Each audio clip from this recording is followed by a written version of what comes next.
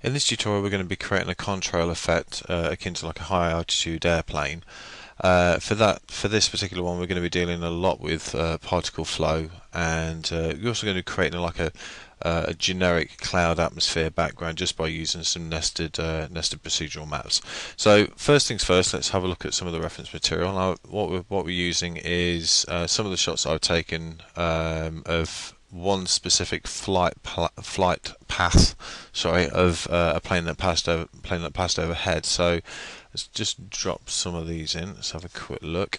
So we can see straight away we've got the four engines originating from they're actually situated on the plane. So these kind of actually, if you notice, they actually trail and join one large mass of vapor as they are emitted from the actual engines themselves. So we're starting off with a very kind of small point here around this around the emission point, and they quickly grow into one main uniform shape which then blends together. So we're dealing with like one kind of uniform width after a very small distance in the scale. So these scale up quite quickly and then merge together to the adjacent trail. So I've just skipped through. You can see it almost animated through, and you'll see the actual motion, the actual distribution is very linear. There's very little effect on the actual distribution, the actual pattern, the shape of the contrail itself. However, if we actually give it a little bit longer in time, just skip forward, there we go. You can see it's starting to break up. We start seeing these kind of hourglass shapes as wind, external forces start blowing it and contorting it. This is a very good example. As you can see, we can see these nice S and hourglass shape patterns through the actual air, and very kind of like wispy kind of clouds, like I say, which we'll create later on using nested procedural maps. But this is the kind of thing that we really need to concentrate on. So the detail that we're viewing from this particular shot, we're actually viewing this from the ground. So obviously we don't need to concentrate too much on the actual cloud detail, the actual individual puffs of cloud. Just scoot forward again. We don't need to concentrate too much on this particular detail. It's the actual formation itself, the actual this is the kind of thing that we're actually trying to emulate here. This is the kind of angle that we actually want to achieve at the end of the day as well. So we've got this kind of like nice cloud and fogging stretching off into the distance, with the plane either tucked behind the cloud or just in front of it, with a nice gradient going through. Now the gradient is obviously going to be created using a gradient map, and this is going to be mixed together with these procedural maps. These actual small individual patterns, which are obviously kind of in essence almost like gravitational attractions, that look quite similar to, like, you know, if there's like a mass in the center and they're actually being dragged towards it, or there was a mass out here which was pushing them inwards, and so on, you know, with the rest of these guys.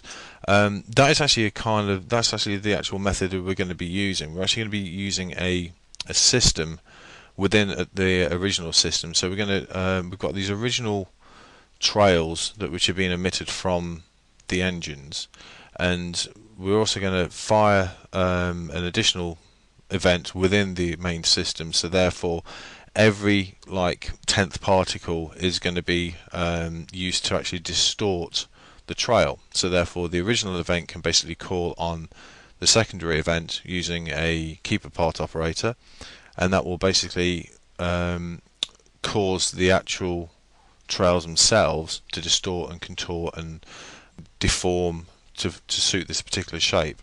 Obviously these contortion particles, these mass affected particles for example, aren't going to be renderable, and also the fact that the keeper part operator obviously deals with three-dimensional space. However, we are obviously viewing this from quite a way away with a very long lens, so therefore any kind of view of three-dimensional distortion, like anything that's on the z-axis, will obviously be lost, which helps us in this particular case. The reason being is otherwise we'll have a very large spread of particles going vertically when we actually just want these guys to actually separate horizontally, just to give this particular illusion. And here we have these particles kind of finally dissipating through to nothing.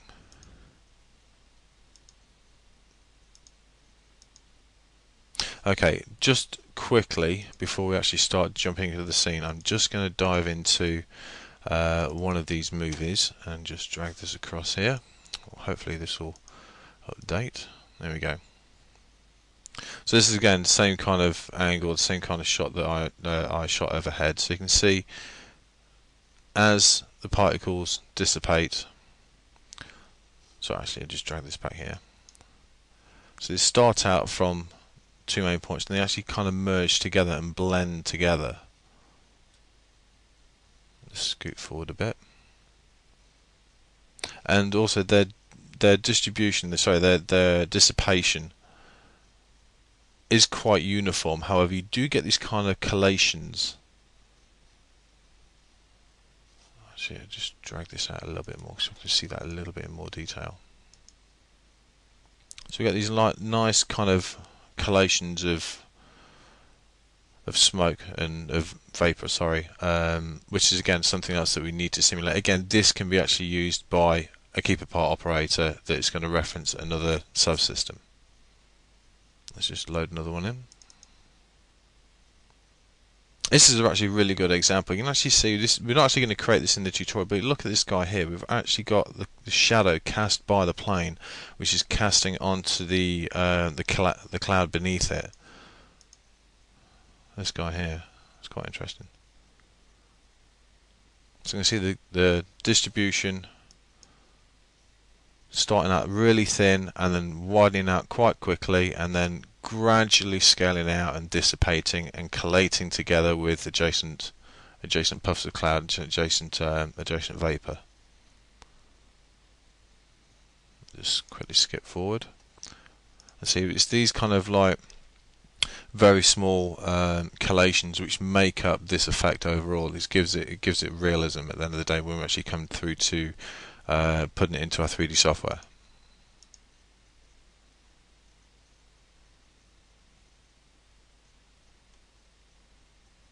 So the gradual, very gradual dissipation and also collation of the vapor. Let's just grab one more before we actually make a start. Let's grab a different one actually. No, not that one. It is this guy here.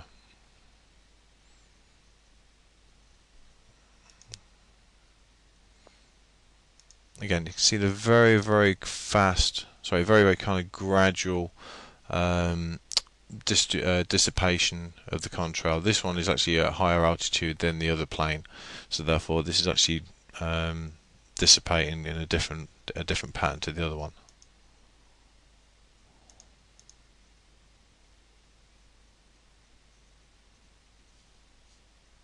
One last one.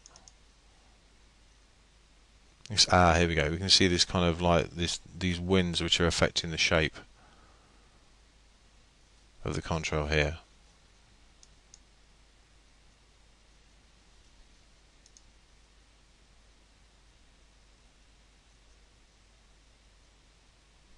Okay, so first things first, what we really need to concentrate on doing is creating a couple of space warps first, and then we'll drop it into our main system. So first thing, let's have a look what we've actually got in our start scene. Again, we're dealing with the Contrail_start scene, which is included with this video tutorial. You need to make sure you accept any file unit changes. It goes without saying, but I'll keep mentioning it every single time.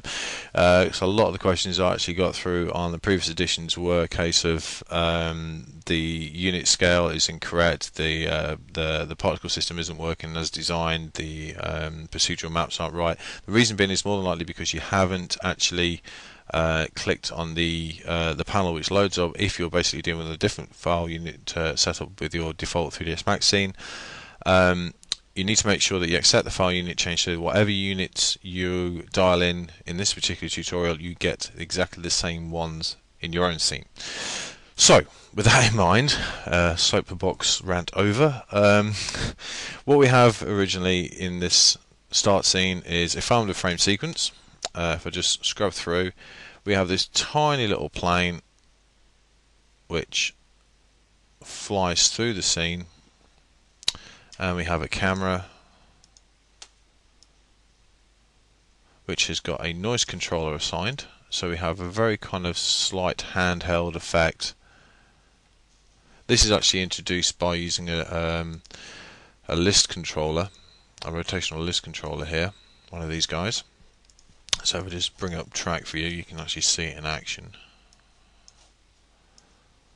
So we've got a ULXYZ, and we've got a rotational noise controller which has got a very kind of subtle X and Y strength value and a very even more subtle Z strength value, low frequency with a little bit of fractal noise, which gives us a nice kind of handheld camcorder-esque resulting animation. So we're actually come play. We've got a very kind of slight judder. Plane's just going in one direction, and that's it. At the end of the day, what we might do is we might add a little bit of camera zoom in here and adjust the angle rotation of the camera just so it tracks it across the sky before it zooms in and zooms back again. But for the most part, that's set in as stone for the minute. Okay, the plane itself, if I just bring up the select from scene panel, you can actually see the hierarchy here. So we've actually got the main animation is driven by this dummy plane, this helper object here, and linked to that is not only the plane geometry, which is the one I've got highlighted, and also some additional particle flow source icons which are already set up. These guys are actually positioned in 5 locations. So we have, let's just bring these guys, I'm just going to kill the grid. So we've got one there, one there, one there, and one here as well, and we've also got one directly in the center. Now that one is actually quite useful because that is actually going to be emitting a separate stream to these guys, which is going to be used to create the these hourglass shapes, the attraction that we actually saw in the reference images. These guys, we're actually going to be creating sporadically placed particles, random particles throughout the stream in the middle of the stream, which is going to attract and or repel the particles emitted from the other stream, the other 4 streams. So therefore we get this kind of nice contortion effect at the end of the day, because we're actually going to be emitting thousands and thousands and thousands of particles for these streams, and because we're viewing them at quite a distance away, and also got some motion blur thrown in, these particles are obviously going to blend together quite nicely. Okay, right, so with that in mind, let's just have a quick look at one or two of the other elements that we've got in the scene.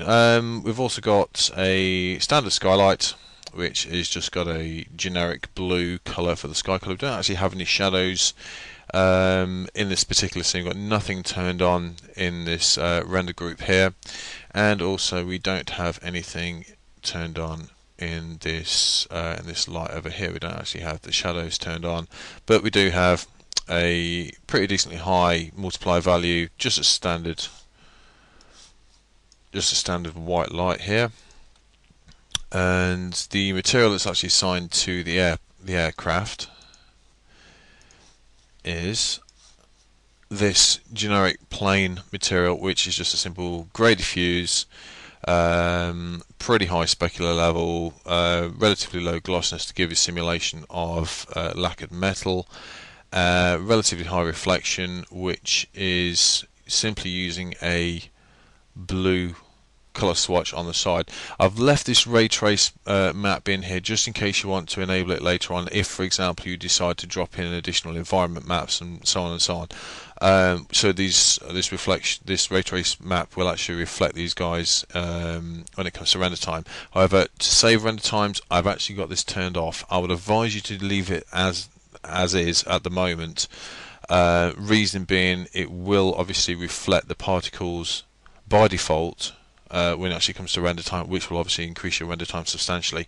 If later on you want to enable this guy, I would seriously suggest that you locally exclude the particle flows and also the events from the ray trace map, so it will prevent the plane from reflecting and or refracting if you decide to use a refraction map in here for any windows you might want to model into the plane or anything like that, because it will save render times quite substantially. Okay, so with that in mind, what we're going to do is we will go through and we'll start creating some space warps.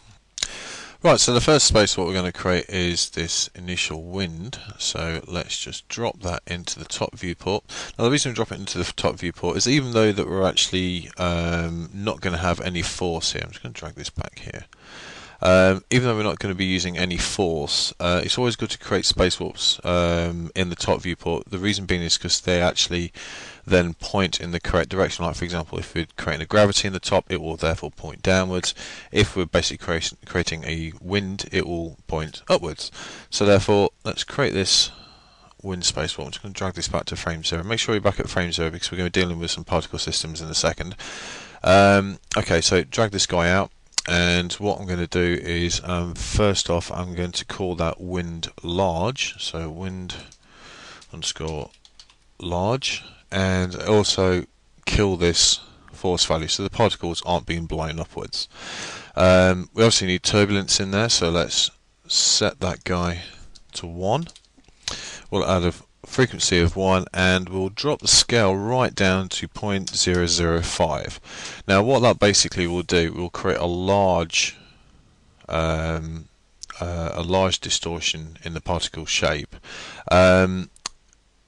Scale value is inverse to what you would normally think. You'd normally think like a higher value would yield a large pattern. It's actually the inverse of that. The lower values actually create the larger patterns. The higher scale values actually create more kind of finer noise patterns at the end of the day. So that's the first one done, and then we'll create another one, and let's call that wind small, if I can spell. Kill the strength as before, and we'll set the turbulence to 1 again, and this time we will set the let's set the frequency to 1 as well, and let's set the scale to 0.1. So we've got a finer wind space warp. We've got a finer particle distribution this time. Okay, the next thing we need to do is we need to obviously control and slow down these guys after they're dispersing the particles. So therefore what we'll do is we'll create a drag space warp in there, and by default the time on and time off values are set to 0 to 100. So obviously we want the drag to extend a little bit further than frame 100, so we'll just by default let's just stick a time off value of 1000 in there. Now the reason being that it's depending whether or not you actually decide to extend the length of this sequence. So if you do decide to extend the length of this sequence, then obviously make sure if you extend it past 1000 frames, then make sure you obviously extend this value. Otherwise it will work fine for the system for 500 frames for 1000 frames, sorry, and then after which the particles will start dissipating quite rapidly. So just bear that in mind if you decide to play around with the length of the actual animation sequence at the end of the day.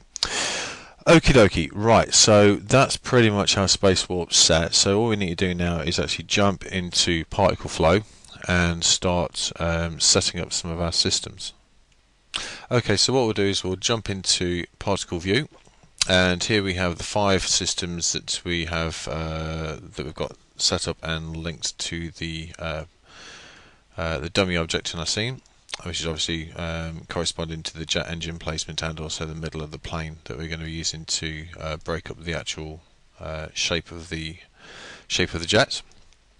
So first thing we need to do is we need to change some of the default properties of the particle systems. Obviously we've got left engine here, right engine there, right engine there, and also the central turbulence system there as well. So first thing we'll do is we'll make sure that we have the left engine set up. We've also got all all the initial diameters set up. They're already set up for us. However, the quantity multipliers and the particle amount upper limit, particle amount upper limit, and also the integration step is incorrect. So we need to change those first. So the viewport percentage in the quantity multiplier group, we'll actually drop that down to 10% because we don't need to actually see a great deal of particles in our viewport to get the idea of the general shape that we're going to have. We're going to do that for every single one first. So let's make sure we have 10% for each one of these guys, so they are all the same. And then in the render percentage, going back to left engine 02, we're going to set that to 200 for the render quantity multiplier. It's a nice way of setting up whatever you've actually got set up in your events. You can actually increase the amount quite easily instead of actually going through the birth rates and playing around with those kind of values. You can actually just crank up the render percentage value and it just doubles the amount of particles, or whatever. You can actually stick it up to 1,000 if you wanted to, or 10. I've got 10,000 in there, a little bit too far, so let's just put it back down to 200. So do for 200 for every single one of these guys. And for the central turbulence one, we'll basically just make sure we have the viewport percentage set to 100, and we'll leave the render one at 100 as well. Now, because we're actually going to be dealing with thousands and thousands of particles, we need to make sure that this upper limit is actually turned up considerably higher. Now, I'm using if you notice, I'm using the 64-bit version of Mac, so the upper limit I will have here can obviously go considerably higher than if you've got a 32-bit version. Now, the 32-bit version will basically go up to about, I think it's about 50 million, if memory serves. So let me just double check that. 1, 2, 3. Yeah, it's about 50 million particles is the upper limit that we can actually deal with. So just for consistency, I'm just gonna, because if I just go add some extra zeros in here, I can obviously go way above that amount. So I'm just going to dial in 50 million. 50, 1, 2, 3, 4, 5, 6. So 50 million particles in there. And I'm also going to do exactly the same thing for these guys as well. So 50 million there.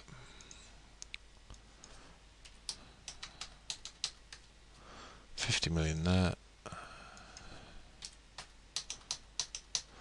And 50 million for that one. Like I say, this guy we can actually just leave as is, quite simply because there's not going to be that many particles that are going to be emitted from this particular system anyway.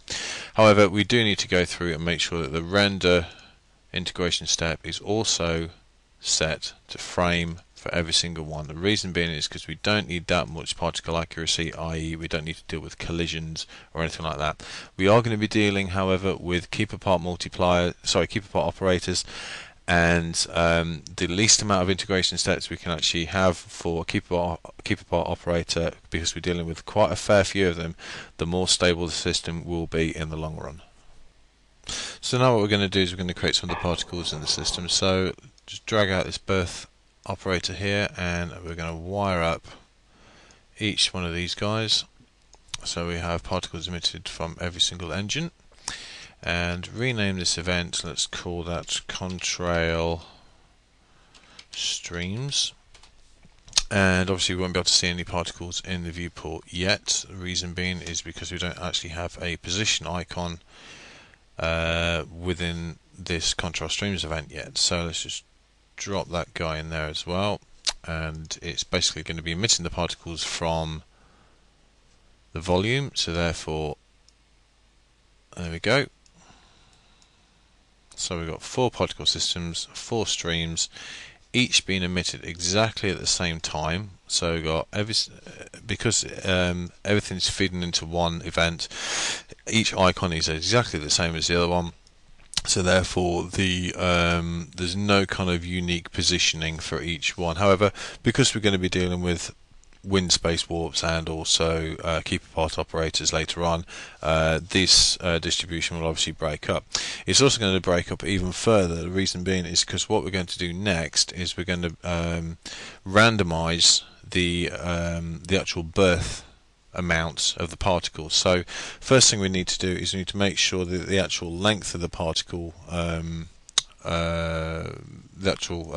length of the emission time is obviously going to be the length of the sequence. So therefore we need to set the emit stop value to 500, and because we're actually going to be animating the rate quite randomly, what we really need to do is we actually need to we can actually use a procedural method to actually vary the amount of particles which are actually going to be emitted by these systems. So therefore we need to turn on the rate value here, and then what we can do then is just set that down to 0, and then with this guy present you can right click on it, go to show in track view, and if we make sure that we have at least one of these guys selected in the scene, so let's just grab a left engine 01, we'll be able to see in track view, here we go, that's the birth 01 which we've just added, which is this guy here, and that gives us a default controller. So therefore what we can do now is select that controller there, right click, go to assign controller, and we can basically set a float list. Now that gives us the opportunity now to actually mix controllers together to create a desired rate pattern. So first things first, what we'll do is, just to prevent any problems later on, what we'll do first is we'll add in a basic float.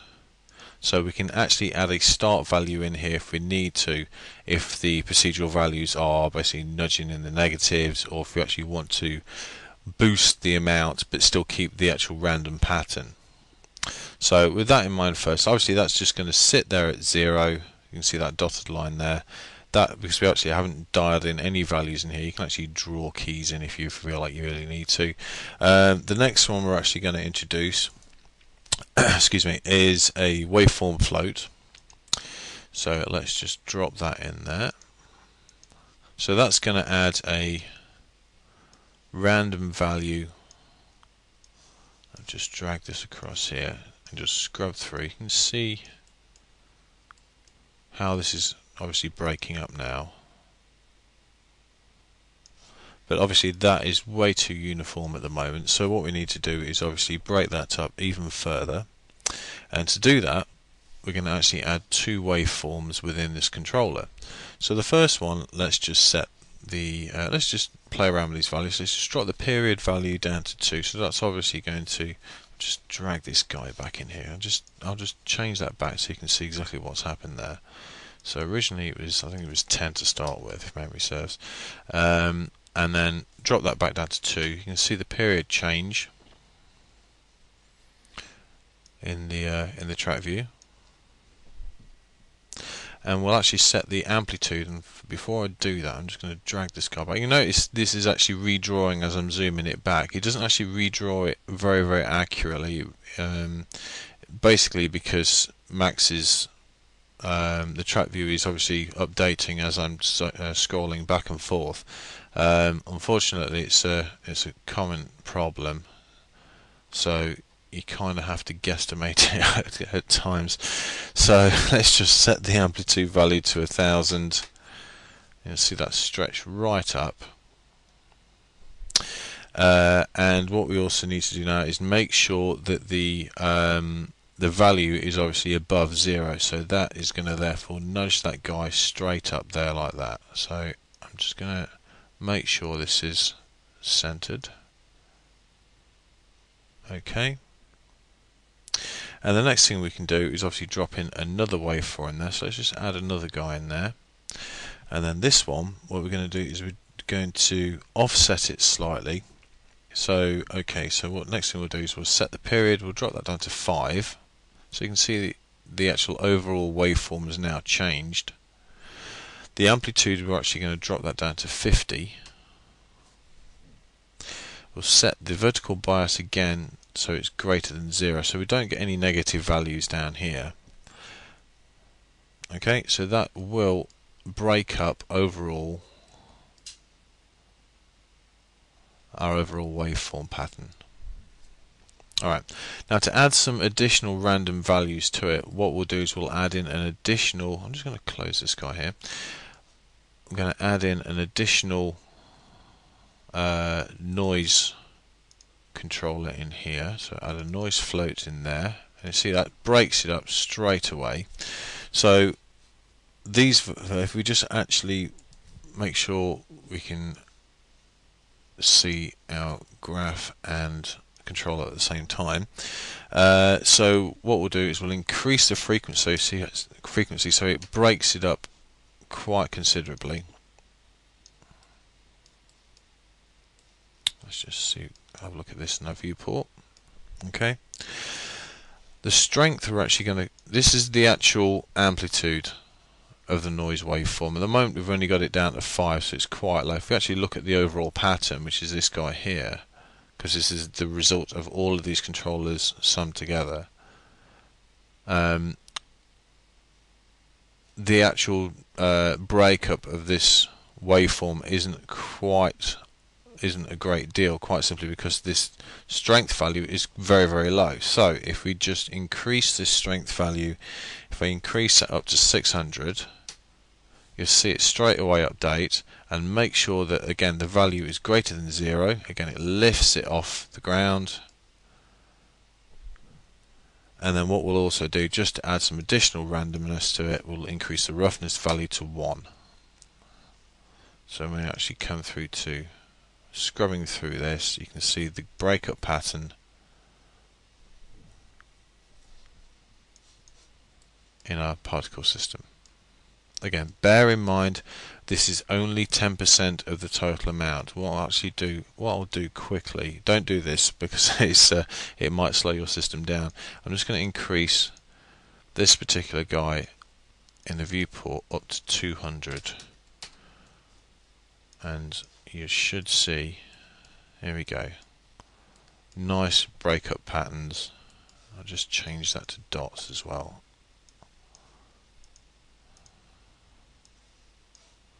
See a nice distribution, a lot more kind of realistic pattern as opposed to like a constant stream of particles. You could, if you really feel like you wanted to, actually hand animate this.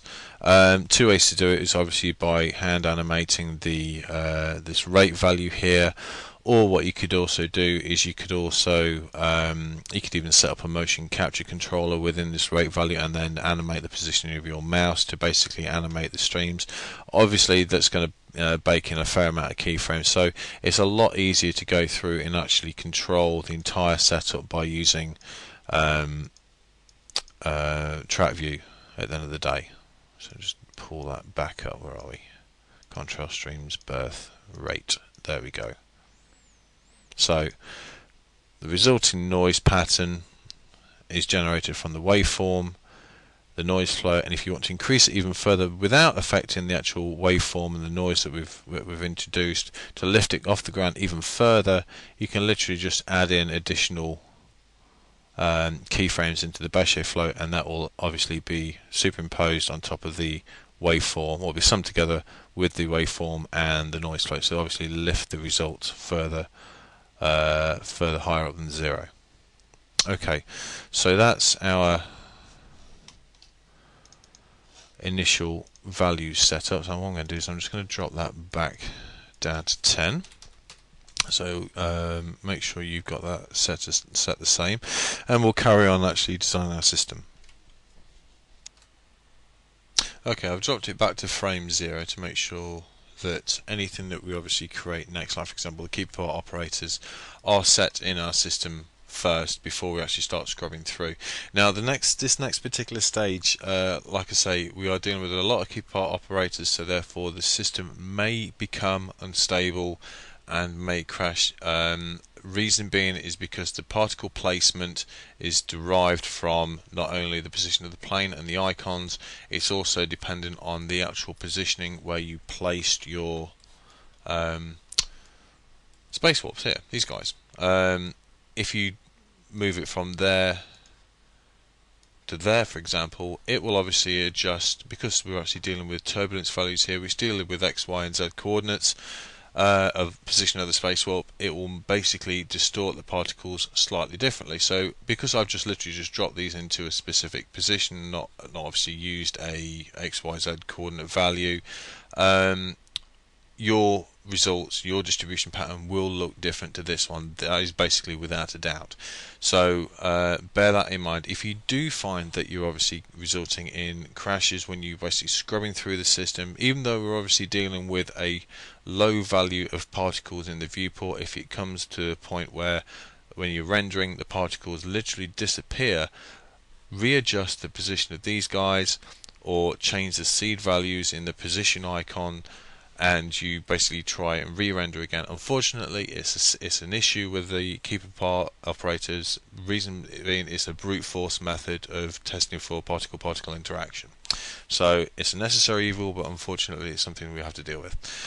So with that in mind, let's go through and create the rest of our system. So first thing we need to do is we need to make sure that the particles are of the desired shape. So for that, what we'll use is a shape facing operator.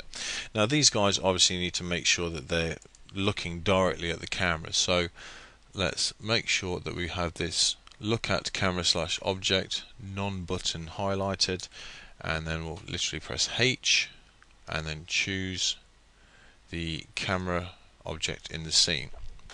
So that will therefore make sure that the particles are obviously orientated towards the camera when the plane flies through the air.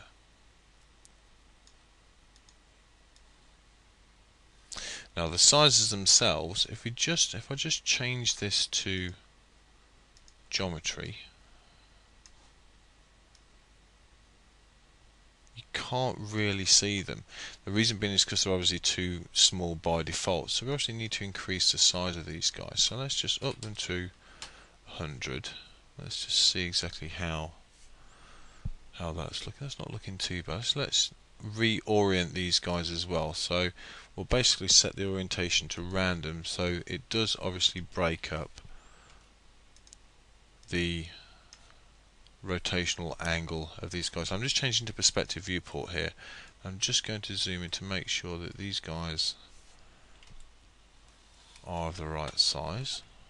Change to wireframe viewport.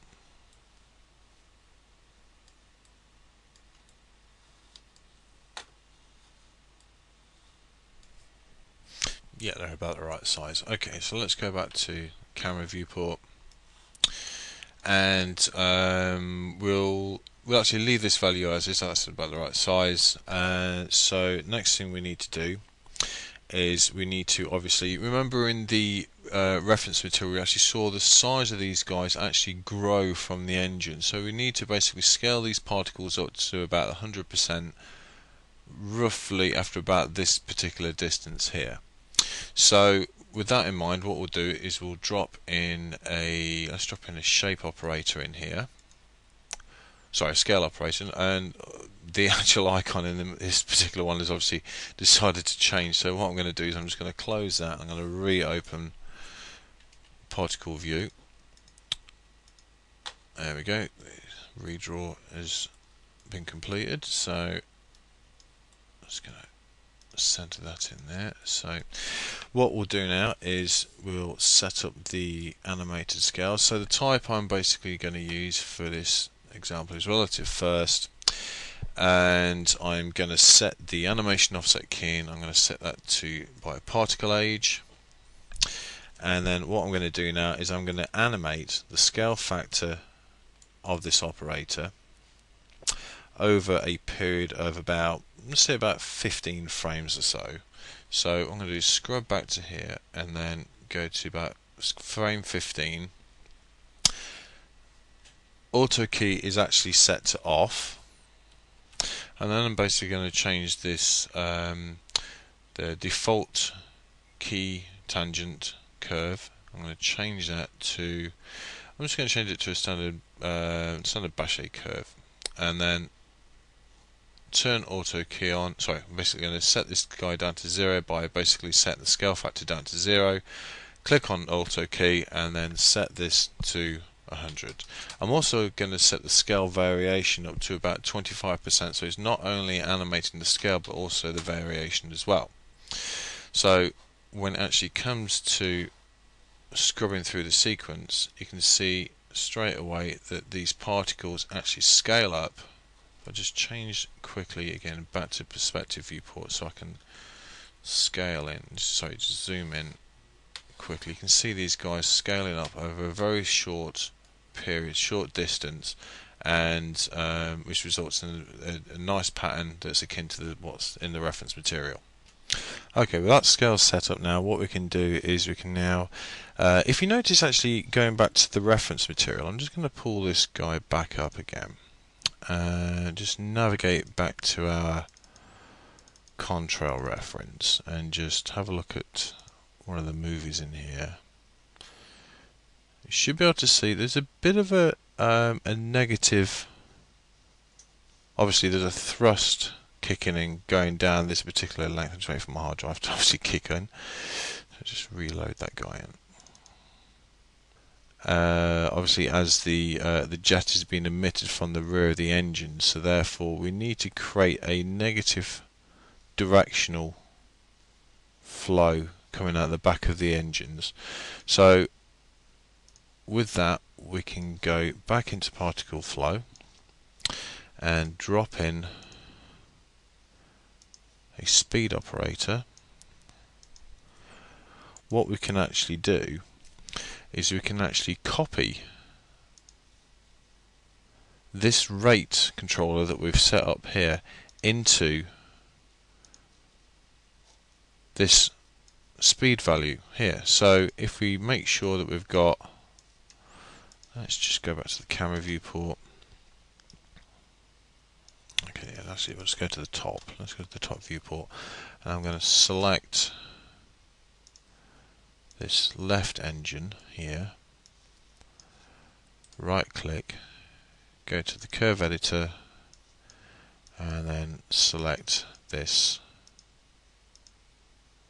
rate controller here, because if you remember in the last one we were actually dealing with the L engine 02 one. However, because it's all instanced into this one event, whatever we do in this, even though it's referencing through the left engine 01 one this time, we're actually dealing with exactly the same controller, so it doesn't really matter which one we actually choose in this particular instance. So for this case, let's just right click on that guy, go to copy, go to speed, click on speed, right click and paste. We could actually instance the controller in this case. However, if you actually want to individually amend the speed later on, whatever you actually do to the speed will obviously juxtapose across to the rate. So for this particular example, what we'll basically do is we'll make sure that we're actually just dealing with a copy. So just click on OK, and then when we actually go back to, let's switch back to the camera, and when we go through now, we actually see the speed of the particles is random as well. So therefore we're obviously dealing with a negative thrust here, and the higher the birth rate, the faster the particle travels. So therefore the distribution is a lot more random and a lot more realistic now. Let's just select all those so it looks white.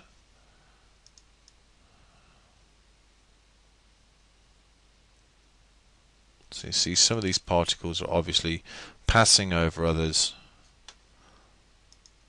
like they do in real life. Okay, so that's looking quite good.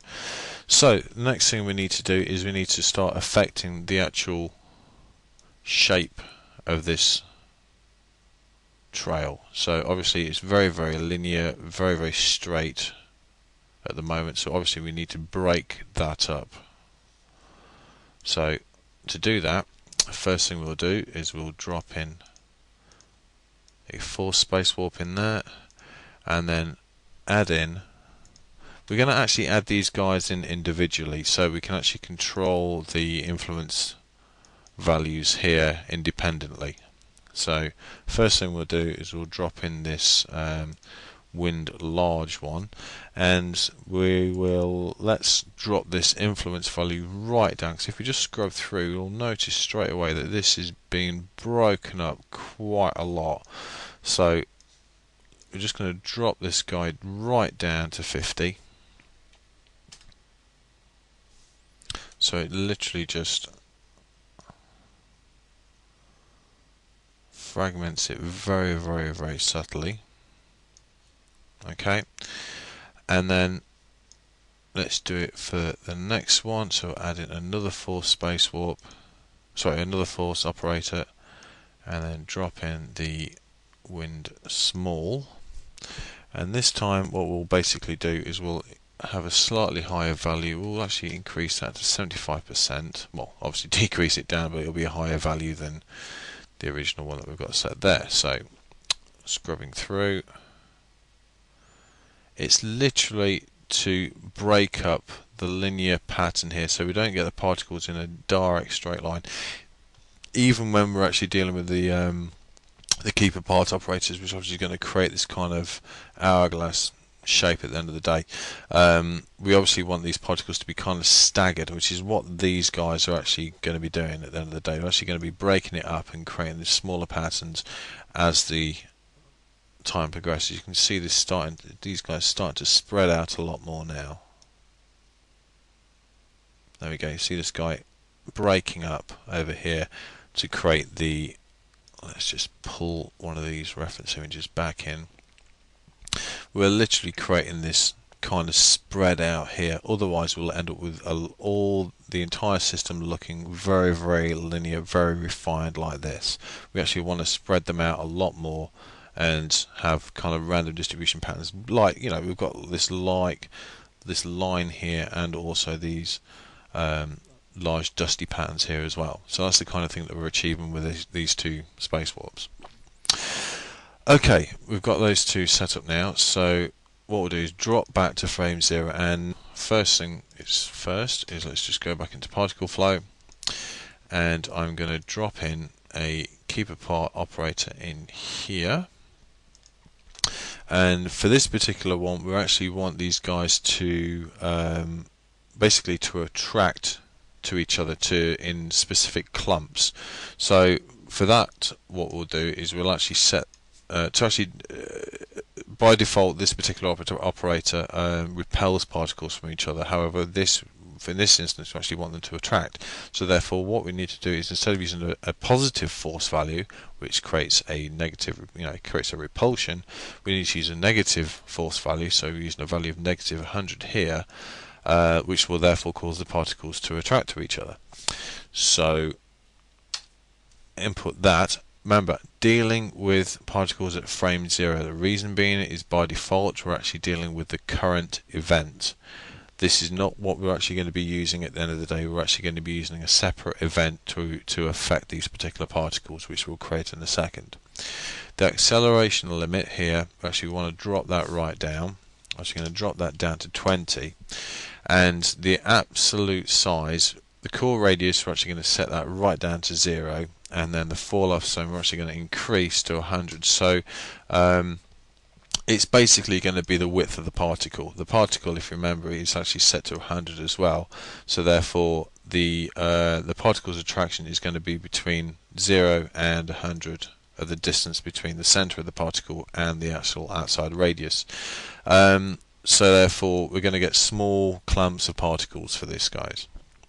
Alright, so the next thing we'll do is we will make sure that we get the next one in. So let's drop in the next keeper part operator. Let's drop that one in there. And this particular one, we actually want to use a positive repulsion. We actually want to repel particles out. So we actually want to throw them out from the actual core of the stream. So I'm just going to turn these guys off before I scrub through here. So we want to create the first keeper part operator. This one is to clump these particles together, and this next one here is to create a repulsion, so we're actually pushing them out like this. So we're creating this hourglass shape. This one is actually going to be referencing an additional group which we're going to create, which is going to be tied into this system here. So therefore the particles are going to be placed sporadically through the middle of the stream, which is obviously going to create these bulges of repulsed particles. So I'm just going to leave these off for the moment. So make sure you actually have these guys turned off before we start creating these additional events. So what we'll do now is, because we actually want a large affected area, we actually want to make sure this core radius is set to 0, and the fall off zone will actually increase that to 400. The acceleration limit will actually decrease that down to 500 as well. So we don't want these guys to be flung out massively. We actually want them to be gradually pushed out. So we actually want to clamp off. We don't want the odd particle flying out at a tangent. We actually want them to be limited in acceleration. Okay, the next keeper part operator we want to create is one that creates even larger repulsion. So with this in mind, let's set the acceleration. We'll just drop that down to. Oh, hang on a second. Need to add one in first. So this guy, I'm going to turn that off as well. And acceleration limit, let's drop that down to 800. And the fall off zone, we're actually going to increase that up to 80. And I think that's pretty good for that one. So again, the scope of each one of these guys is going to be amended in a second. So we'll obviously create additional systems, so additional events to affect these particles, and which will therefore define the shape of these guys in a second. To slow all these down, because obviously the force operators and the keep part operators are obviously going to be affecting the motion and the position of these particles quite erratically, so therefore we need to obviously dampen these down quite considerably. So therefore what we'll do now is we'll add in another force operator here, and we'll drop in the drag. Now the drag by default is obviously quite strong, so therefore we don't need it that strong. Let's just drop that down to about 300%. Okay, next thing we need to do is let's just set up I think we'll actually set up a material. Let's just set up a material first, which is obviously going to be the material of our smoke. So for that, what we'll do is we'll add in a material dynamic. Now the thing is, when you're dealing with material dynamic operators, is that normally for this particular type of operator you're normally dealing with material changes over particle age, and the thing is, particle flow needs to know the actual age of the particle and its lifespan before it can obviously distribute a particle age map over the length of the particle's lifespan. So therefore we need to add in a delete operator in there, and we need to set it to by particle age, and set the actual age of this particle for this particular example. Let's set it to a lifespan of 550 frames. We won't set any variation in it for this particular example. Okay, so the next thing we need to do is, going back to the material dynamic here, is we'll create a new material, and let's just call that Contrail. Let's call it Contrail. Let's call it stream, like we've named the event, Contrail stream. Okay, and we'll actually go and change some of these properties in here. So the first thing we need to do is change the diffuse color. Now this particular one we're actually just going to use like a slightly off white, so we'll set that guy to about there, and then we'll just make it a little bit more. It's 205, 215, 220 if we actually want using actual numerical values. So we'll use that. We don't want any specularity. We need to make sure that the self illumination for this example is set to 100. However, if you're obviously dealing with nighttime shots, you obviously want to make sure that the self-illumination is controlled with fall-off maps, or it needs to be controlled with lighting to make sure that the smoke is illuminated accordingly with respect to the actual scene that you're dealing with. For this particular example, we're just dealing with 100% self-illumination, but obviously bear that in mind if you decide to change the lighting or set it within a different environment. Okay, next thing we need to do is need to make sure that the particle material, the actual opacity of the material, is respected to this kind of smoke material that actually we want to create. So we need to create like a nice kind of little puffy cloud effect. Again, keeping it simple, bearing in mind because we're dealing with thousands and thousands of these things, and they all kind of blend together anyway. Plus, we're obviously going to be dealing with motion blur as well.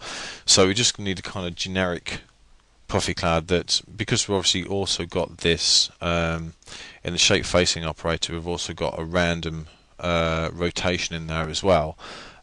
These guys, we don't need a lot of detail in here. We don't need a great deal of material variation as well, because it is obviously all going to be very, very random and all kind of blend together quite nicely anyway.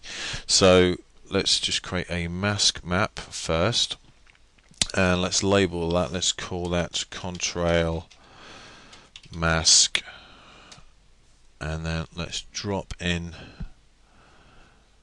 first. Let's drop in a mask map into our map slot. That guy. And in this particular one, we're actually going to mix together two procedural maps. One is basically going to be a cellular, which the reason we use the cellular is it does actually generate a really nice kind of puffy cloud effect at the end of the day. If I just turn off this show end result, and then what I'll do is change the source coordinates, because we're dealing with actually face mapped particles, we're going to be using the explicit map channel. Otherwise, if we're using object XYZ, the particle material, this cellular map, will literally swim over the top of the particle. So therefore, we need to make sure that we've got explicit map channel turned on for that guy, and obviously this material swatch is going to change. So next thing we'll do is we'll go and change the actual size of this guy. Now we'll drop that down to 0.5, so you can see immediately that change. Enable fractal, so you can see this kind of puffy cloud effect starting to take shape immediately. And for the rest of it, I think we'll actually leave that as is. That's kind of working quite well. So the problem is though, we're obviously going to get a fair amount of clipping around these edges, and that's the reason why I've actually dropped this this map, this cellular map, within an additional mask map. Let's actually label these guys up first. Let's just call that cellular clip control, because that's exactly what it is. So let's call that cellular. Ooh, capital letters on. Cellular cloud. And then in this mask slot, what I'm going to do is I'm just going to drop in a gradient map and set that to radial. So what that will do now is when we actually navigate back up, we obviously don't have any clipping around the edge anymore.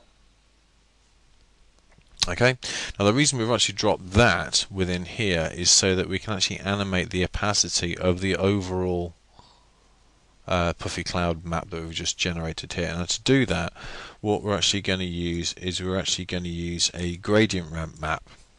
Now you might be wondering exactly how we're actually going to go about doing that. Quite simply because the gradient ramp map it doesn't natively change over time based on particle age. However, what you can do with this particular map is use a submap akin to something like a gradient in Photoshop. You can actually change the gradient type to mapped, and that gives us access to a source map, which is this guy here. So what I can do then is just drop in a particle age map in there, and let's just flip these colors around, chip back up to this gradient ramp map, and let's just label that. Let's call that cloud particle age control.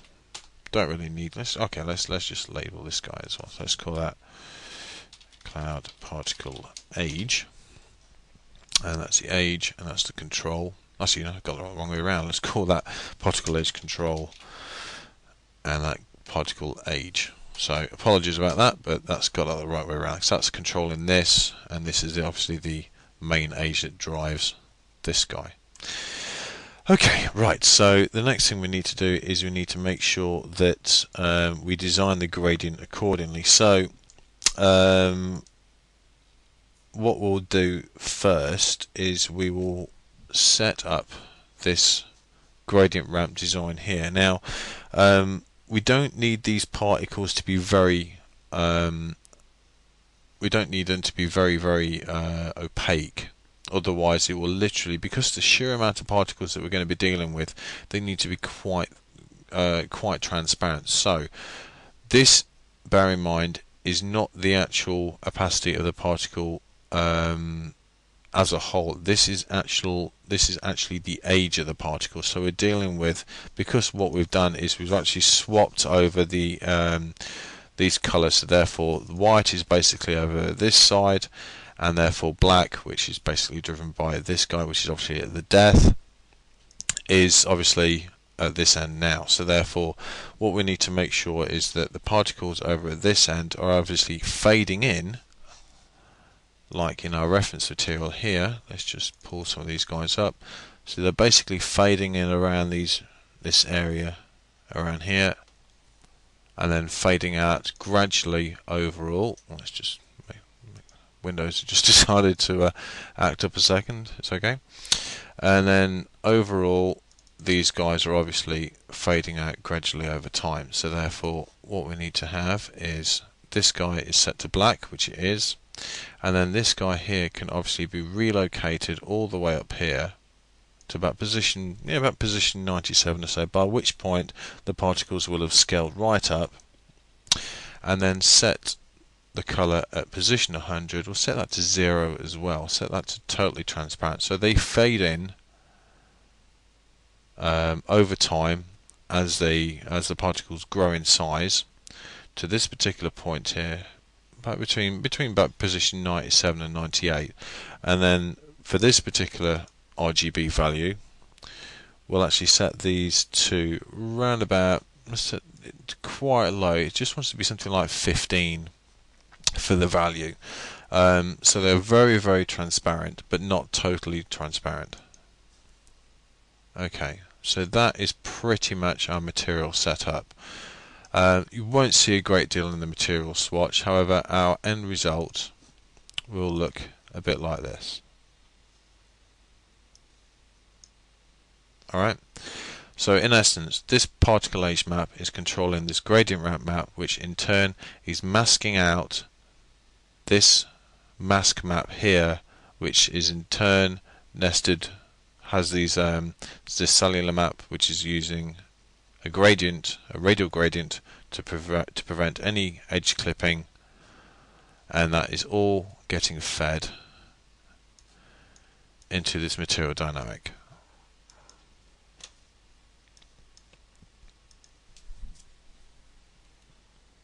Alright, with the material now set up, what we can do is create the final few events to distribute our particles in particle flow. So the next thing we need to do is we'll create another system here, which basically, we'll create another event which will tie into these four systems to help distribute the streams that we've got set up here.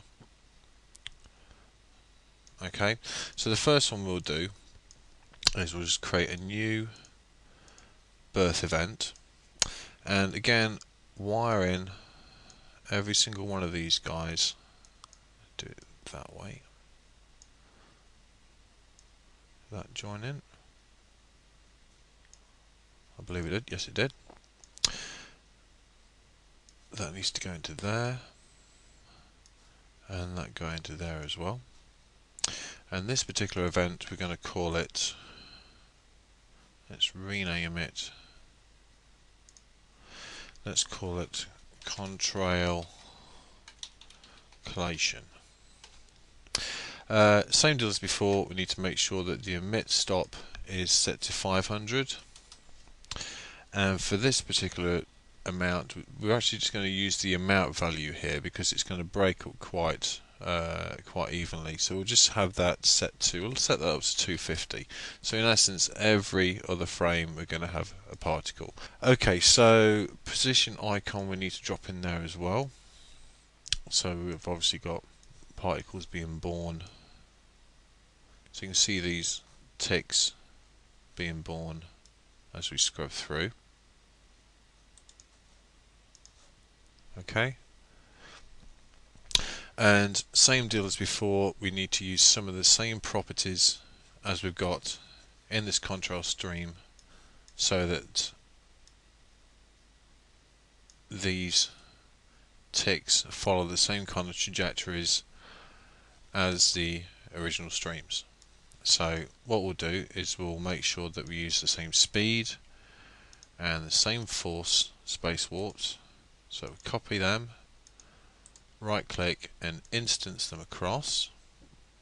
Because we obviously want them to distort as well to create these loops, because again these guys are for collation of particles. These are basically to collate these blue particles together around these purple particles here. So we need kind of like groups collating around these guys as well. So we want obviously these guys to distort outwards as well, so therefore bear in mind that this first keep apart operator is to affect this stream around this event here, but these guys are obviously going to be tied into, and we're going to be referencing this system over here. So these two we need to copy and then instance them across to this event as well. Again, I'm just going to turn them off for the moment until we've obviously got this system designed as well. Same deal as before, we also need to make sure we've got the drag implemented as well, and also the delete operator.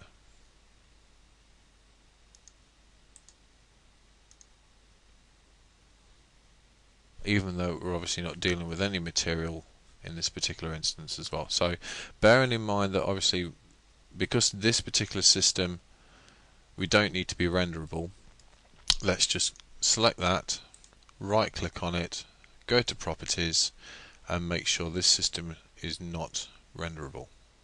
So this particular event is not renderable. Just going to OK that.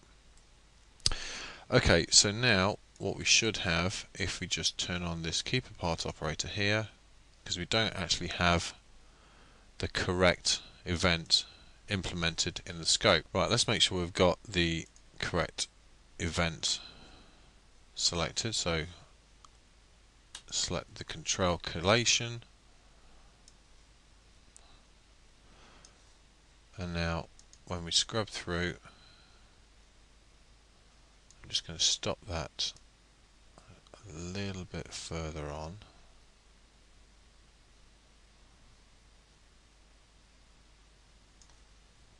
I'm just going to turn that on and off. You should see a noticeable difference between the two. They're starting to pull each other and starting to group together a little bit now. Okay, so what we now need to make sure is to create these large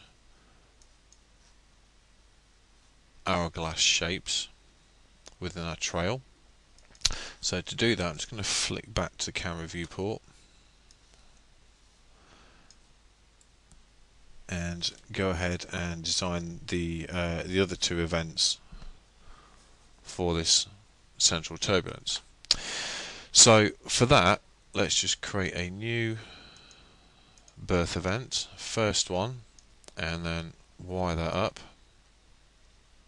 And this particular one I'm just going to call, let's call that turbulence. Let's call it turbulence small,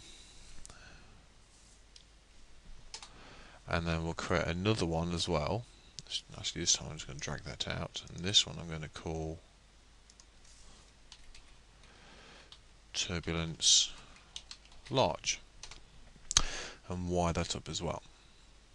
Now in this first birth operator, what I'm going to do is I'm actually going to set the emit stop as before. I'm going to set that to 500, and the rate I'm actually going to leave it, I'm going to set to 250. And for the large turbulence, what I'm going to do is I'm going to set the emit stop, let's set that to 500 as well, and the amount this time I'm going to set to 1000. Now the problem is here is that if you notice that once I've actually dropped in a position icon, let's just copy that, let's just instance that across as well, you'll notice that the rate, if I just switch to the top viewport, you'll notice that the rate is very even. Okay, what we basically need, even if we actually dealt with a very low value in here, if I drop that right down to 20, so just drop it down to 25, so just take it, factor of 10 off that, so drop that down to that, you'll notice that these guys are evenly spaced, even the sporadically placed ones, these green ones here. The rate is very, very even, and we need to break that up quite considerably, so it is very, very random. So to do that, I'm just going to undo what I've literally just done to put those values back to what they were originally. So we're back to this. I'm going to delete a substantial amount of these particles. Now that may seem like a kind of stupid thing to do, however it does break up the pattern. 3ds Max basically chooses a random percentage of these particles to be deleted. So I'm just going to scrub back to frame 0, and then I'm going to add in a split amount test in here, and I'm also going to copy and instance that into this event as well. So the split amount I'm actually going to set to 80%, and then drop in a delete operator to the event display, and then wire up these two guys to this event, which deletes 80% of the particles which are basically born by these two events here. So what we get at the end of the day is a random pattern, and therefore a more realistic distribution through. Okay, so back at frame 0 again, and same deal as before. This particular time what I'm going to do is, as before, we need the same kind of properties for the turbulence. So we need the speed, we need the wind, we need the drag, and we also need the delete as well. So we need to select all those, copy them. What we'll do is let's instance those across. I can always change them later on if needs be. I'm just going to drop that down there, and I'm going to instance those across as well. Okay, so the speed we actually want to have, we'll actually stick a small amount of divergence in these guys, so we actually want these to kind of spread out a little bit, so again it adds a little bit more random distribution, so we can actually break some of these up a little bit. So what we'll do is we'll just set in, let's make this unique, we'll make that one unique as well, so they are unique to these two over here, and this first one we'll set a higher divergence. We'll actually set a divergence of 1, so you should see a slight, if you notice this guy here, if I set that back to 0, that should swing in slightly. Let's just put that back up to 1. Actually, further on down the line we should see a larger distribution. There we go. So you can see that kind of starting to spread out a little bit more now. There we go. So that guy moved back in. So we just want it to break up slightly. And then this one, we'll actually set a higher distribution. We'll actually set that to a divergence of 2. So these guys are obviously spreading out a lot more this time. Actually, you know what? I think what we'll do, we'll also, because these guys are still need to break up a little bit more, I'm actually going to go and set this speed operator here. I'm actually going to set a divergence in here of just to break it up a little bit more, about 0.25, just to break it up a touch. You see how it kind of spread out a little bit more. So I'll scrub through there. You can see that kind of spreading out a lot more than it was beforehand. Okay. The wind itself, I think what we'll basically do is we'll increase the wind a little bit for these turbulence values, these turbulent patterns here. So we obviously need to make that unique, and we'll set the influence. We'll actually double it here. We'll actually set that to 100. So these kind of break up a lot more now, and we'll actually set this wind small. We'll actually increase that a bit as well, so we need to make that unique as well, and set that up to 100 as well. Alright,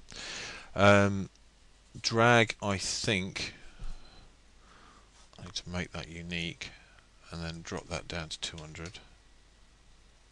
So therefore, what it's going to do is it's going to actually pull these particles outwards at the end of the day, and smear them slightly as these influential particles are actually not slowing down as fast as these trails. So therefore, we're actually going to drag some of these out and contort them out and stretch the actual patterns.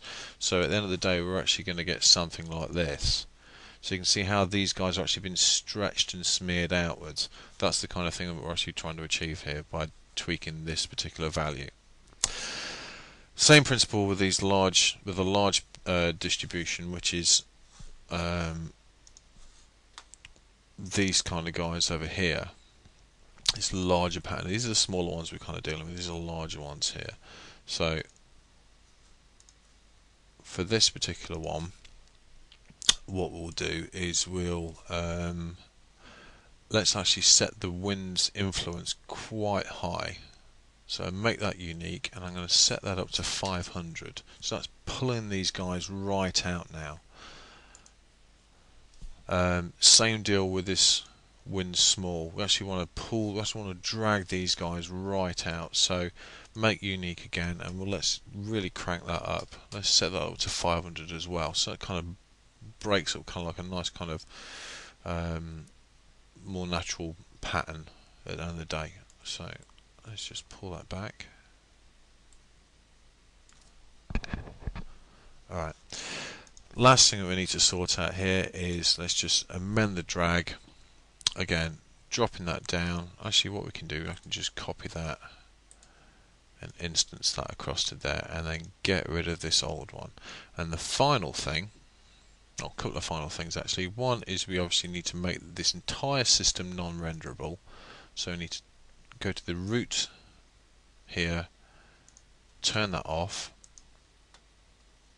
okay, and then finally we need to make sure that these keep apart operators affect these particles correctly. So therefore we need to make sure, with them turned off for the moment, we need to make sure that the selected events is enabled, and we need to make sure that this guy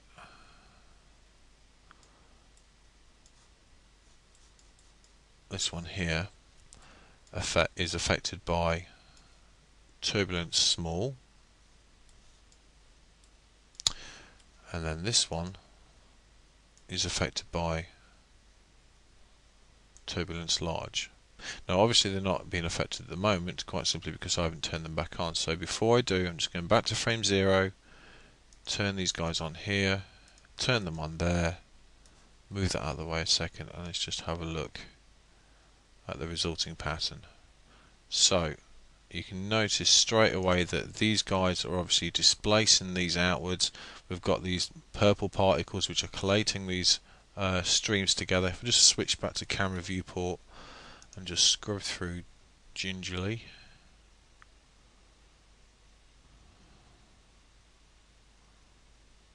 you can see these deformations occurring in the streams.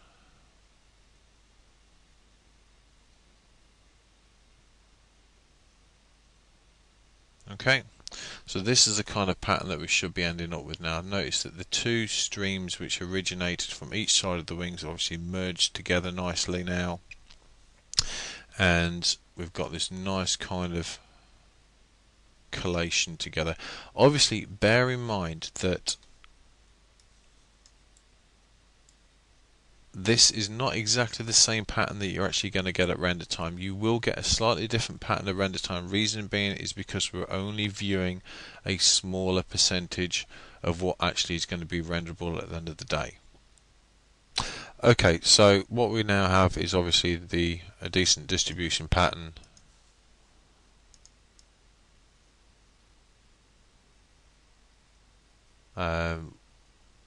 These guys obviously merging together nicely.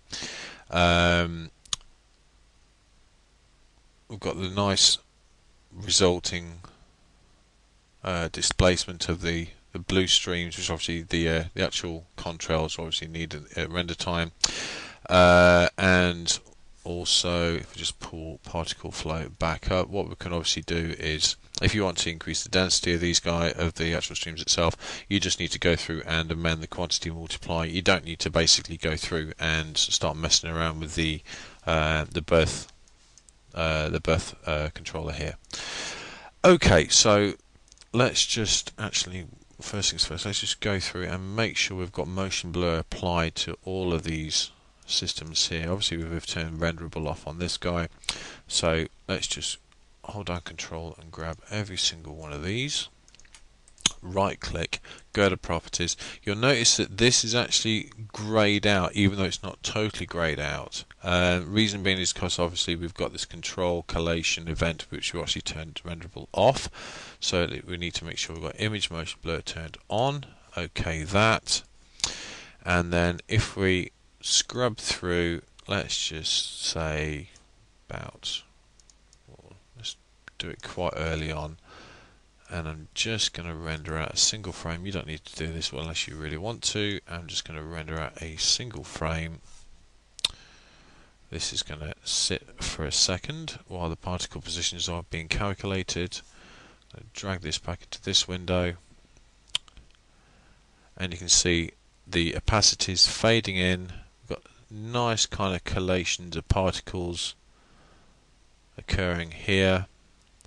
The size is growing in, and also the opacity is also fading in. We might actually want to pull the opacity down a touch. Let's just go back into the material editor, and I'm just going to amend this gradient ramp here. I'm just actually going to drag that back a little bit further. Let's drag that to about 99. I'm going to render it again, and just to show the difference, I'm going to do a clone of the viewport, a clone of the rendered frame window, and then I'm going to render off another one. You should see that that's pulled it a little bit further now towards the aeroplane. Okay, so next thing we need to do is we'll just add in the final sky. So to do that, what we need to do is to go to the environment panel here, and because we're going to be dealing with designing our surrounding environment map in the material editor, then we'll just basically drag it straight across. So first things first, what we'll do is we'll design our map in the material editor, and to do that what we'll do is we'll actually use a mix map, this guy here, and let's just call that sky, and then drag that into the environment map slot. So basically whatever we actually do now, because we've instanced it across, whatever we're doing here now will obviously be juxtaposed and applied straight to the environment map. So I can now just close that guy for this particular instance, and we can go through and start designing the setup in here. So first things first, what we'll do is we'll set up using a gradient ramp map in the first slot, and for that let's just call that sky color. So OR for our American audience. And we'll set the environment to, let's set that to spherical. Obviously this has been orientated the incorrect way for our sky, so therefore we need to set the W angle value to, let's set it to 90 so it's orientated the correct way. And then what we need to do now, bearing in mind that this is basically sky now and this is basically ground, so therefore let's just drag this key across to somewhere just above halfway. So we'll say it's about 60, 62, yes, like there. And then what we'll do is we'll set this to like a general kind of sky, sky fogging color. So just going to set the RGB values in here, and what I've basically done is I point sampled these RGB values from basically a piece of, well, it's basically one of these images at the day. It's like point sampling this kind of color down here, and the color kind of derived at the end of the day was RGB 145, 150, 155. It's just kind of like off, desaturated blue color. And then what we need to do is we need to copy that and paste that flag down there as well. And then let's set our top end blue, which again point sampled as before. We can set that now to, let's set that to 35, 62 and 85. So we've got a pretty dark blue there. And then let's just to control it a little bit nicer, what we'll do is we'll drag some of these flags down here, drag that onto about there, and we'll drag that guy to, about there. So this is kind of pulling this in a little bit at the top there. So this one I'm going to set to add a little bit more contrast to the top end of the sky.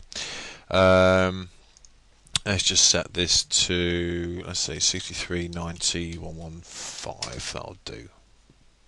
Okay, and finally, because this fogging is going to be a little bit too much around this top point, sorry, this lower point here, I'm going to drop that down to, let's drop that down to about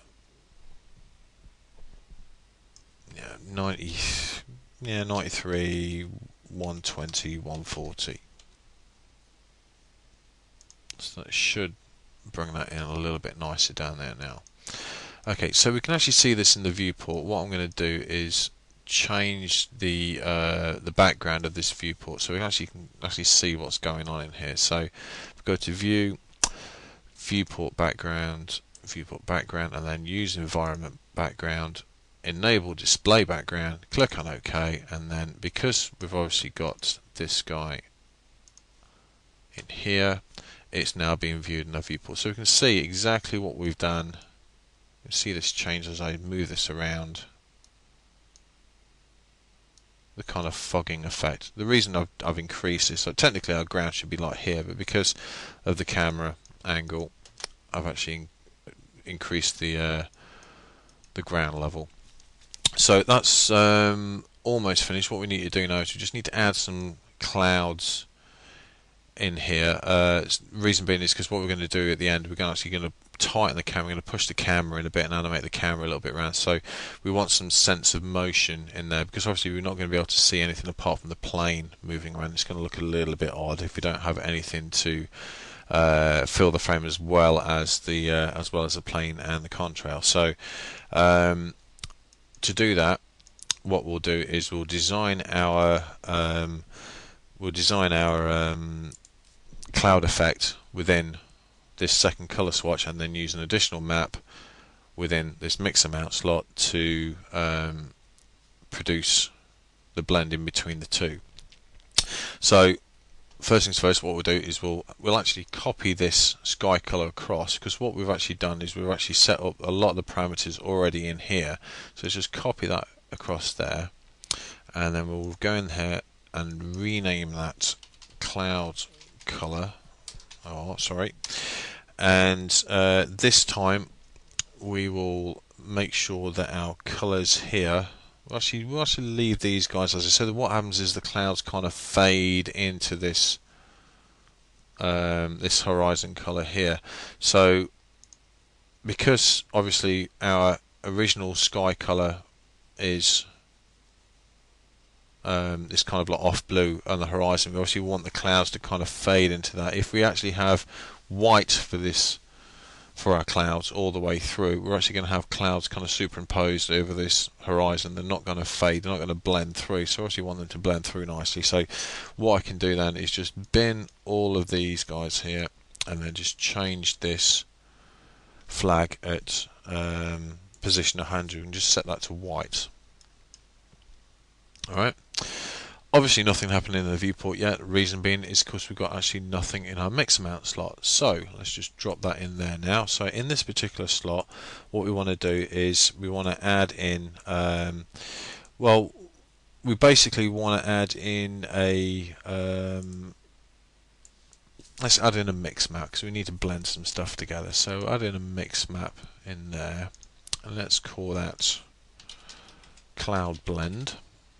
So I actually call it cloud sky blend, because that's what it is. And what we'll do is we will actually drop in our first slot, because we actually want this kind of streaky kind of high altitude clouds, and a nice way to actually create that is by using a purlin marble. So let's drop one of those guys in there, and this guy, let's just call it exactly that, high altitude clouds. Yes, that's right. My spelling's not that bad. So first color, what we'll do is we'll set the color one. Let's set that to black,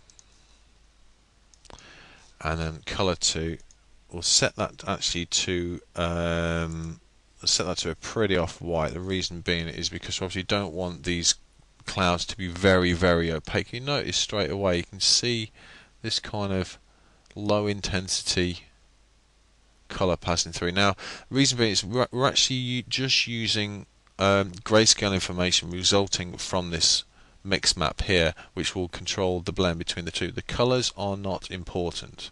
It only uses grayscale information.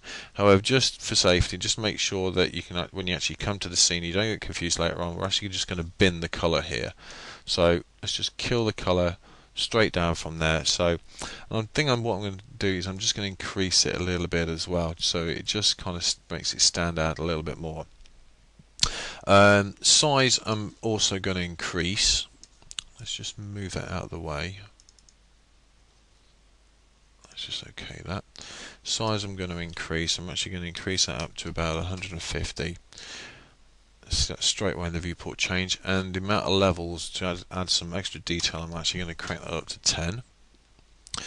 I'm also going to tweak this saturation value. I'm actually going to increase that, and then also improve the saturation of this guy here. So if I up that to about 85, we should see the spread, there we go, actually increase on these grey values here. So I'm going to clamp that off at 85 there.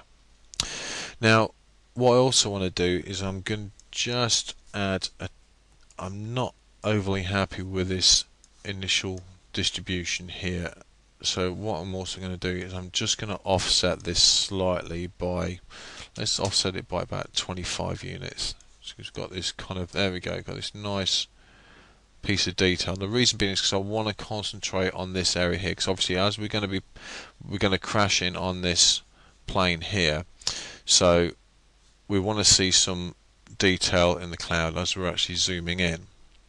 If I actually put it back, when we zoom in, we're not really going to see, we're not going to see the edge of this guy, so we're not really going to be able to see a great deal of camera motion in there. So by offsetting that we can obviously see a little bit more as this guy's coming down here. We can obviously track through. We can actually see the motion of the cloud being static while the plane's actually moving. That's one cloud we've established. The next thing we also need to do is we need to add in some little bit of denser clouds, which is just going to utilize this color here. For that, we can actually just use a smoke map, and let's go and label that. Let's call that lower altitude clouds. That's actually a low altitude cloud mix, because the actual cloud itself is being driven by this swatch here. So you can again see it almost immediately update in the viewport as well. Size this time, I'm just going to drop it right down to 50. Crank the amount of iterations up to 20. It's maximum value. Can't go any higher than that. And then I think I'm going to leave the exponent as is. So we've got these kind of nice, like, wispy, puffy clouds distributed through. I think I'll also by default the smoke map is an off-white. Don't ask me why Autodesk have deemed it necessary to basically have this value. It's one of the very few maps, if any, I don't think there's any others, to be perfectly honest, actually have this particular value as an off-white. So what I'm going to do is up that to the top end value. Okay, that. And one last thing I'm going to do is just amend the just clamp off some of these blacks and whites of the cloud sky blend, enable color map, and then all I really need to do now is just simply adjust the points in here, so that if I just turn this guy off here, we can actually see the resulting map at the moment. So if I literally just go through and change that to a Bechet corner, I can just pull that out there. That's going to improve the whites. But what I also want to do, I want to see some more defined gaps in the clouds. So I'm going to add an extra point in here. I'm going to set that down to 0. And just move that back a little bit. Actually, let's just put that back to about 0.1, and then change this to Bechet corner as well, and then drag that out a little bit so it doesn't clip at the edges. Just to about, let's drag that out to about there, making sure that this guy doesn't drop below 0. So that should, if I just go back to our render setup, give us, at the end of the day, giving it a second for the particles to calculate, a nice distribution that's generated by the Perlin marble, and also is sporadically placed for these kind of little puffy clouds throughout as well. You notice how this blends nicely in there. The reason being is because, like I mentioned before, where is it? This colour here is exactly the same as this colour here, so it blends together nicely throughout. Okay, now that is pretty much the end of the tutorial. One last thing I do want to do, just to take the scene further, is do exactly what I said I'd do originally, which is literally crash in on this plane. So to do that, because I'm just going to be dealing with camera animation, I'm going to kill all of these particle systems and animate the camera. So just scrubbing through around about, let's say, we want it pretty much crashing quite early, so between about frames 40 and 60, so about frame 60, let's say. I want to select the camera, and I'm going to animate the lens of this particular camera. So clicking on auto key, and then at frame 60, which is where we actually want to end up, I'm just going to rotate the camera using this guy here. So it's center frame, and then I'm going to crash in on it using this preset. So what I need to do is just simply amend the position of this particular keyframe to there. So we're starting with the camera with the plane just out of frame. Here it comes, crashed in, and then notice it's now tracking out of shot. So what I'm going to do is, just so I can see the guy, so I can track it across, I'm going to go to about frame. Let's go to about frame. Let's go to frame 200. So we've pushed in for that amount, and then we can literally push back afterwards. So I'm going to simply clone that key,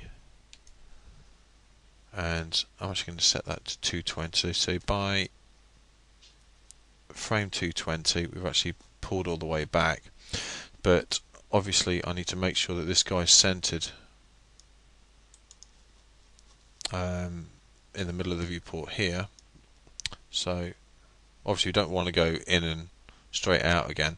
What we need to do is we need to obviously make sure that this guy is obviously center viewport when we're actually zoomed in. So what I'm going to do is I'm literally going to re-center that guy there.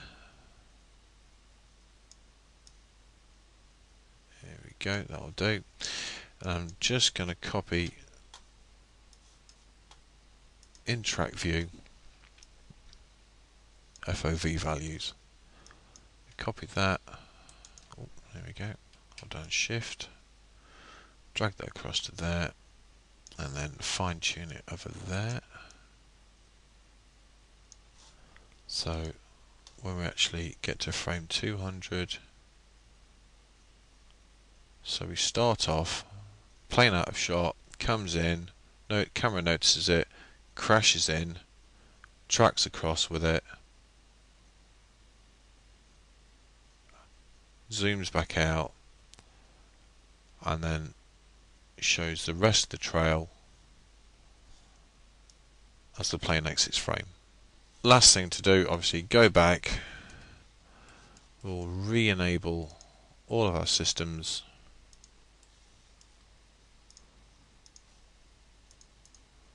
And then make sure we have apply to environment map applied to in our image motion blur group.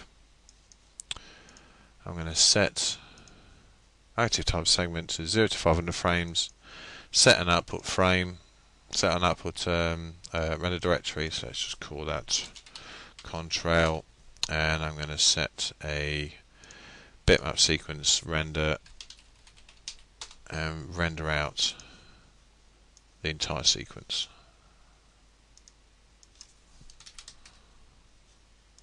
Right, I think that's pretty much it. If you hopefully you've enjoyed this tutorial. If you want to take it any further, I mean, what you could also do is add in additional planes, add in additional contrails that are obviously already established in the shot, animate the clouds. One way to do that is obviously to, if I just cancel this a second, I'll just quickly show you. One way to animate the cloud positions is to go into this mix map here. Because the Perlin marble and also, I mean, the phase is present in the smoke map, however it's not obviously present in the Perlin marble. If you actually want to animate the Perlin marble, one nice way of doing it, because we're dealing with object XYZ, is also to animate the Z offset. It's a nice little trick that is.